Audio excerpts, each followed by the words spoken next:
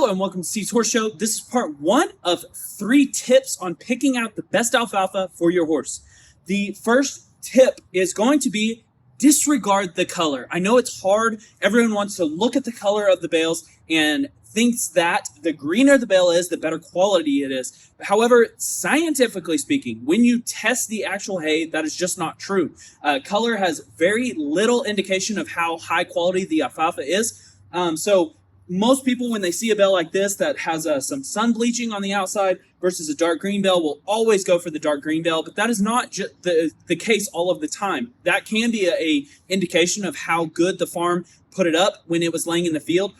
Discoloration either happens from sun bleaching, so the sun is shining on the outside of the bale, but as you can see, this bale is bleached throughout. So what happened was this bale probably had a heavy dew out in the field, and all that did was discolor it just a little bit throughout the bale. So that is not going to affect the quality of the hay in any way about 98% of the time. This is part 2 of how to pick out high quality alfalfa for your horse.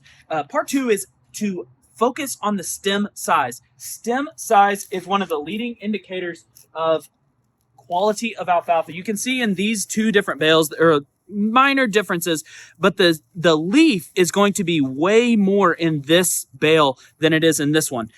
They are tiny differences, but if you buy a bale of alfalfa that has very large stems, what happened is the plant has put a lot of nutrition into that stem growth and not a lot of nutrition into the leaves. So the more leaves your alfalfa bale has in it, the more nutrition it has for your horse. So typically, the smaller stem size, the more the leaves will be in the bale.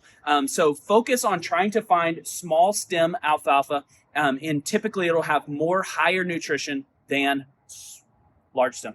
This is part 3 of how to pick out high quality alfalfa for your horse. One concern that a lot of people have is that the alfalfa will flake really well. That is convenient when you are feeding your horse, that the flake holds together and stays together. However, one consideration if you're buying a lot of hay to store it for the winter is when a bale flakes really well, that means it has more moisture in it. And one of the problems is if the bale has too much moisture in it and you're storing it for a long time, it can actually start to mold. So you can see this bale, though it flakes really well and has a lot of moisture in it, so the flakes hold together, it can start to mold. So consider a bale not flaking, though it is dry and it's a little bit inconvenient to have a bale that falls apart when you open it up. If your bale has too much moisture in it, it can mold during the winter.